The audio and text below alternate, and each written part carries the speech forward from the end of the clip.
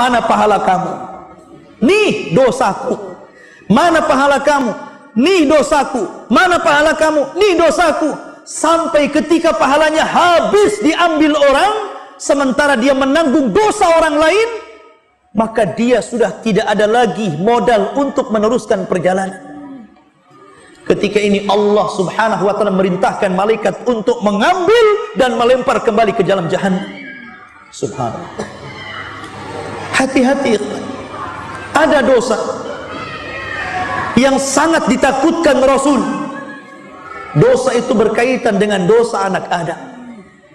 Karena dosa itu walaupun antum sudah mengeluarkan air mata darah, meminta ampun kepada Allah, kalau orang yang antum dolimi tidak reda, tetap saja perhitungan itu bukan hanya di dunia, tapi perhitungan itu yang sesungguhnya di akhirat.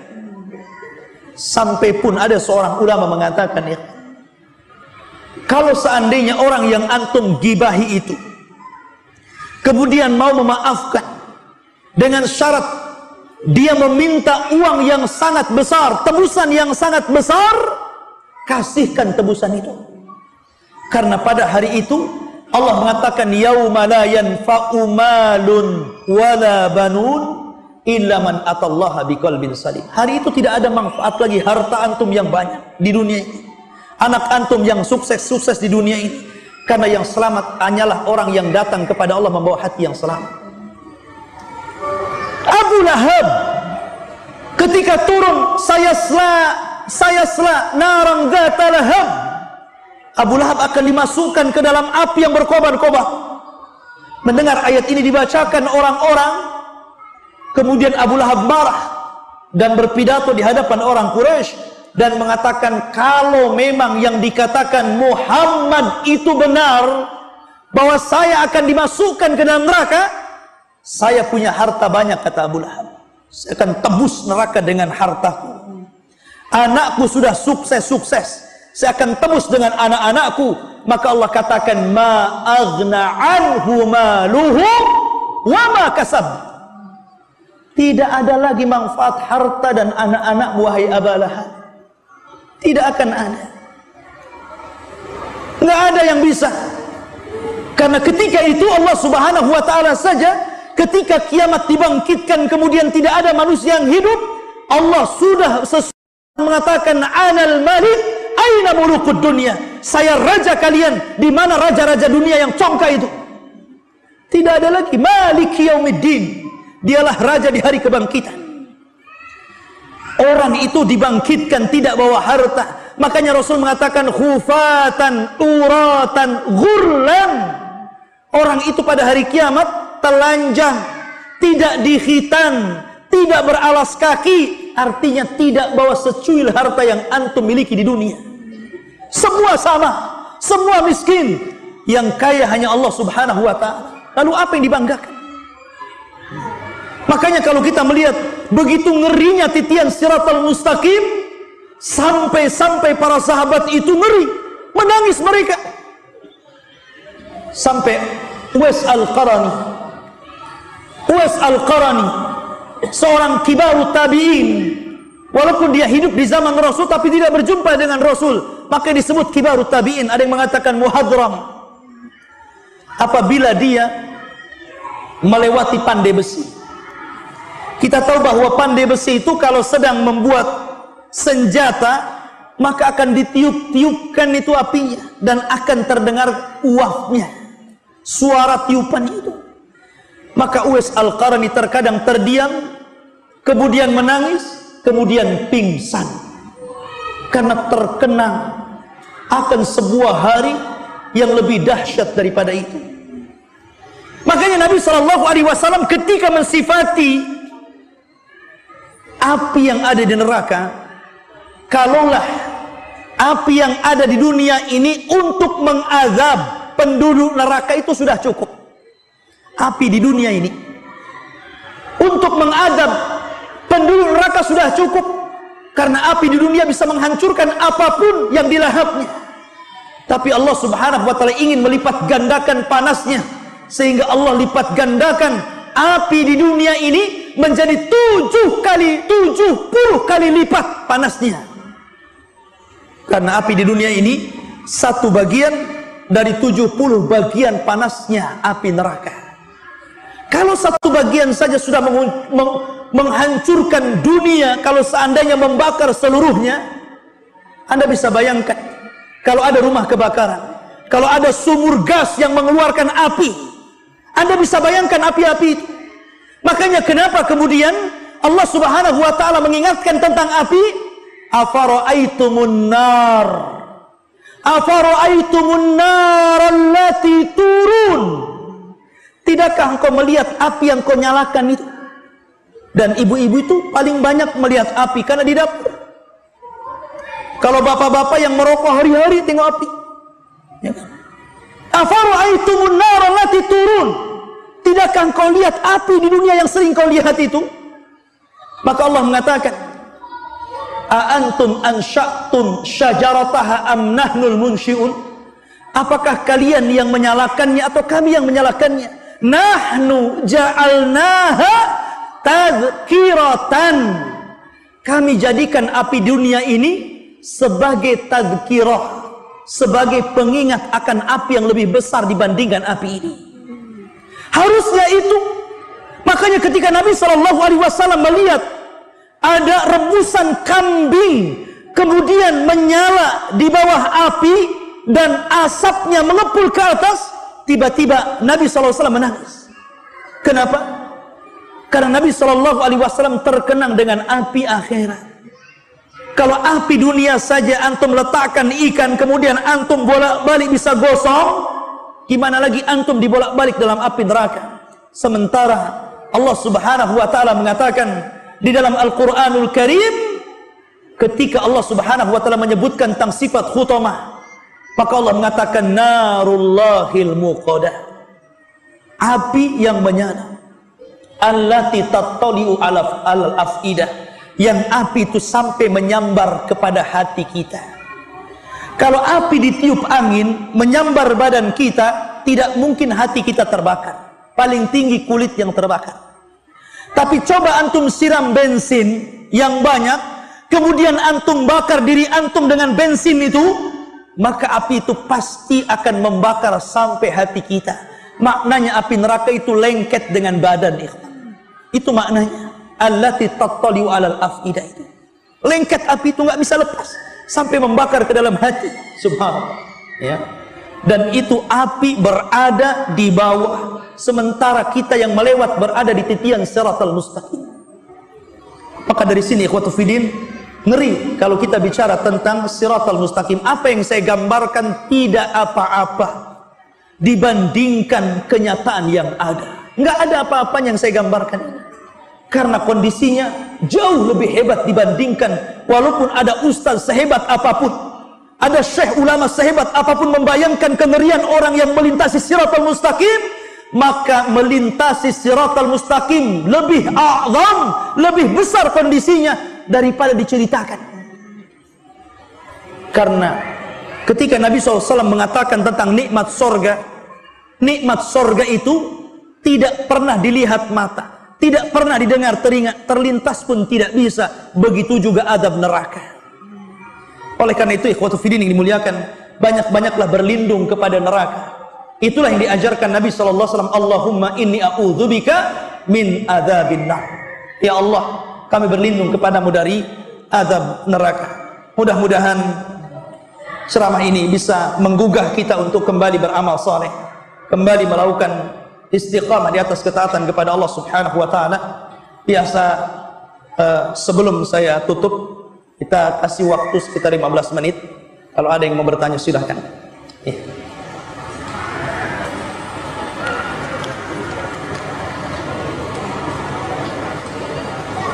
Bismillahirrahmanirrahim. Apakah orang yang berat timbangannya di mizan tapi bisa terpeleset di sirat? Berat timbangannya berat apanya? Ya. Berat baiknya atau berat buruk? Atau berat badannya? Ya. Karena saya sudah berikan gambaran, walaupun dalam Al-Quran ketika Allah menyebut kalimat mizan menggunakan kalimat jamak mawazin, Ya. Wa nadha'ul mawazina bil qis, dan kami letakkan mawazin, jamak daripada mizan. Bukan berarti dengan menyebut nama jamak itu bahwa timbangan itu banyak, tidak. Karena ketika Allah Subhanahu wa taala menyebutkan dengan lafaz jamak, maknanya ta'zim, pengagungan. Seperti nahnu, kami, bukan berarti Allah banyak, Allah satu. Tapi Allah sering menyebut kata-kata nahnu nazzalna dzikra wa inna lahu lahafidin. Kamilah yang menurunkan Quran, kami juga yang menjaganya. Kata kami bukan berarti Allah banyak, Allah satu. Tapi kata kami jamak itu menunjukkan ta'zim, sebuah pengagungan. Maka pendapat yang kuat mawazin itu, timbangan tidak banyak, timbangan itu cuma satu. Tapi walaupun satu, besar sekali. Ketika Allah menciptakan timbangan itu, kalaulah langit dan 7 lapisnya, bumi dan 7 lapisnya diletakkan dalam timbangan itu masih lebih besar daripada langit dan bumi. Sampai malaikat mengatakan, ya Rabb, untuk siapa timbangan ini? Maka Allah mengatakan, untuk orang yang aku kehendaki. Dan yang memberatkan timbangan itu bukan badan kita, bukan juga catatan kita, tapi yang memberatkan adalah amalan kita. Walaupun yang ditimbang memang 3, badan kita, amal kita, catatan kita, tetapi yang memberatkan timbangan adalah amal kita. Ya. Apakah orang-orang yang kemudian dalam timbangan itu dia berat kesalahannya, dia tidak akan selamat? Wallahu a'lam.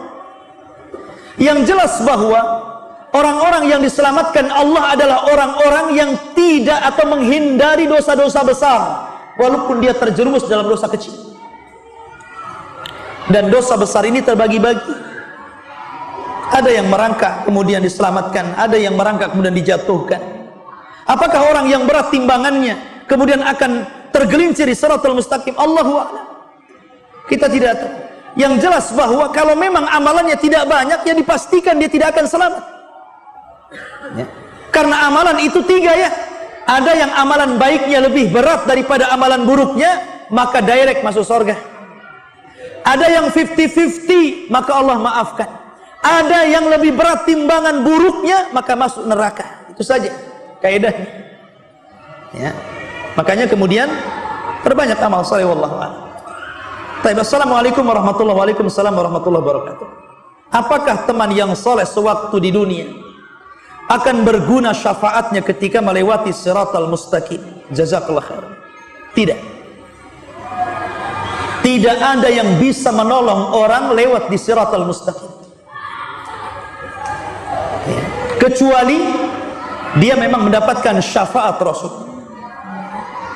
Anas bin Malik radhiyallahu anhu, pembantu Rasul, selamat 9 tahun jadi pembantu Rasul. Anas bin Malik, ketika menjelang ajalnya Rasul, sudah sepuh, mau mendekati kematian, maka Anas bin Malik radhiyallahu anhu mengatakan, ya Rasulullah, atlub minka syafa'ah yaumal qiyamah.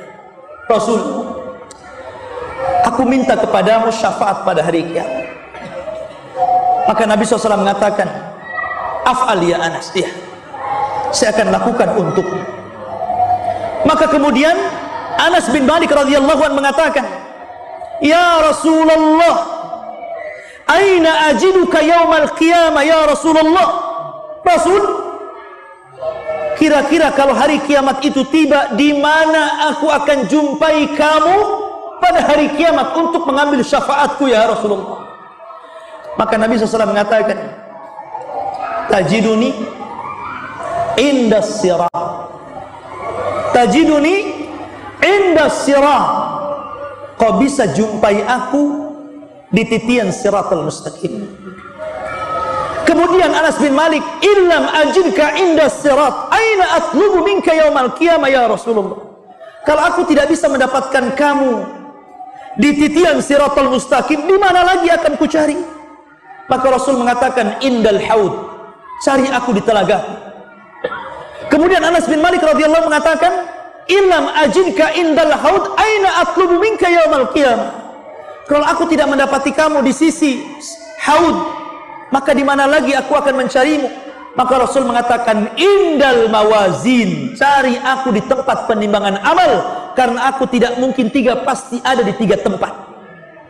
Titian Shiratal Mustaqim, di telaga Haud, dan di tempat penimbangan amal. Kecuali Anda mendapatkan syafaat Rasul.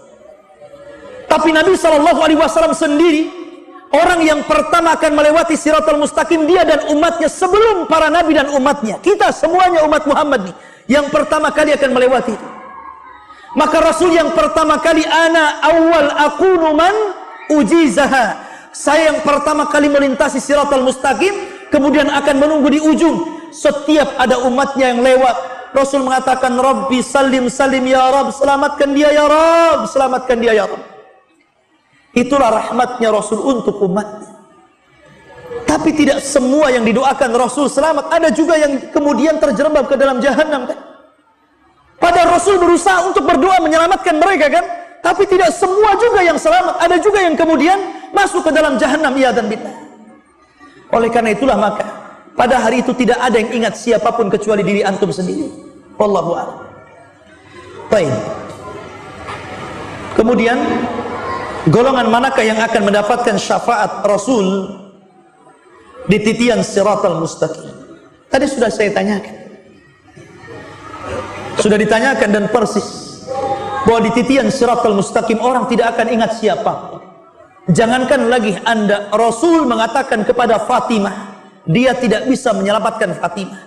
Karena yang menyelamatkan itu amal antum, salat antum, zakat antum, sedekah antum, kebaikan antum kepada orang tua, silaturrahim, kemudian berbuat baik kepada orang, tidak mendolimi orang.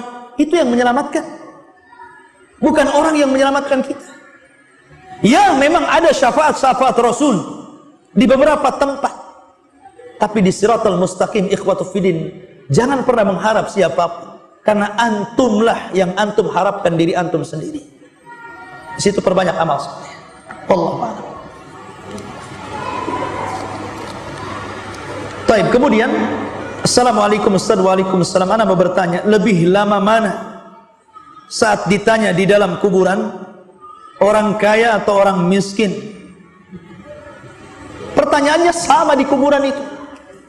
Di kuburan itu hanya ditanya tentang 3 soalan saja, bukan ditanya soal miskin dan kaya, tidak.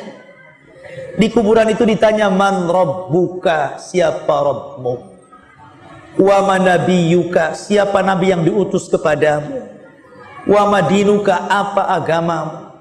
Wa ma imamuka, dalam riwayat apa imamu, maksudnya Al-Quran. Ya, itu saja. Ya. Pertanyaan soal harta ini adalah pertanyaan sebelum kaki Anda meletakkan di awal sirat. Nih baru pertanyaan ini. Itulah yang difirmankan Allah Azza wa Jalla, waqifuhum wa hum mas'ulun. Hentikan mereka. Mereka akan ditanya dulu. Kapan?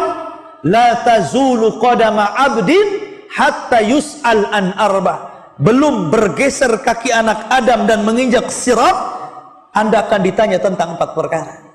Tentang umur, tentang masa muda, tentang harta. Tentang harta, dari mana kau dapati, kemana kau belanjakan. Tentu yang punya 10 kos-kosan akan lebih lama ditanya daripada yang nggak punya kos-kosan. Alhamdulillah nggak punya kos-kosan katanya. Ya kan? Antum yang punya perusahaan banyak tentu lebih banyak lama ditanyanya. Dan pertanyaan ini, ikhwatu fiddin, antum akan berhadap-hadapan sendirian di sana. Kalau antum di dunia, antum bisa mengambil lawyer, pengacara, 100-200 pengacara, antum bisa bayar. Di akhirat nggak ada pengacara, nggak ada kantor lawyer, nggak ada. Antum mau lawyer siapa? Lawyer yang paling kondang aja perlu lawyer dia. Siapa lawyer yang paling kondang di negeri ini? Dia sendiri di akhirat perlu lawyer.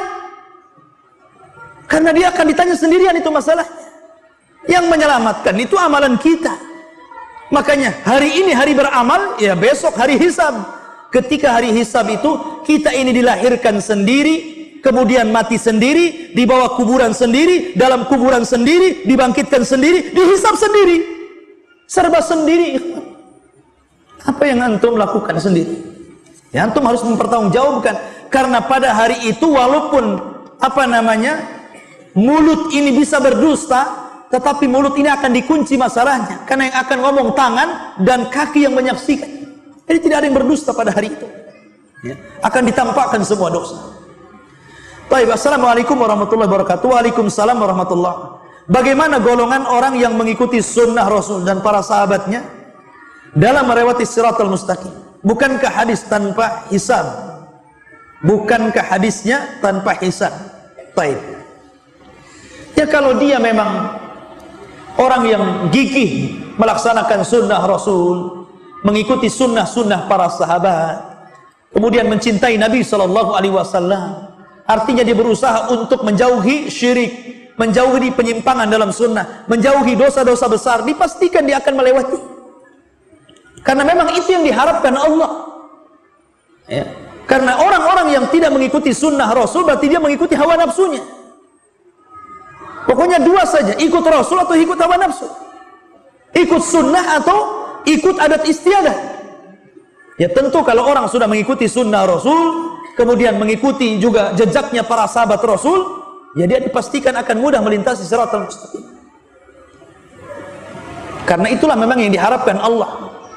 Karena konsekuensi orang yang mengikuti sunnah Rasul dan para sahabat, tentu dia akan jadi baik. Nggak mungkin orang yang mengikuti sunnah Rasul kemudian dia tidak baik, berarti belum mengikuti sunnah Rasul namanya kalau belum baik. Ya. Karena terkadang ikhwan, orang itu berbangga dengan pakaian.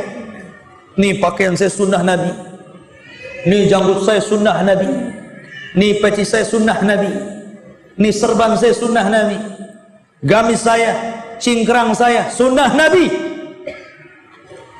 Tapi giliran bermuamalah bersama istri, antum jadi Abu Jahal.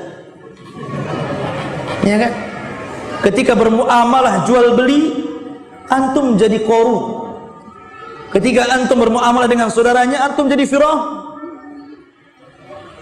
Jadi yang mana sunnah Nabi? Masyarul muslimin yang dimuliakan, kalau sunnah Nabi artinya segala sunnah antum ikuti. Ya. Dan konsekuensinya harus baik orang yang melakukan sunnah Nabi, rajin ke masjid, rajin ngaji, rajin puasa sunnah, rajin sholat malam, menjaga waktu sholat 5 waktu, menjaga macam-macam. Karena itulah sunnah Nabi seperti itu. Wallahu a'lam.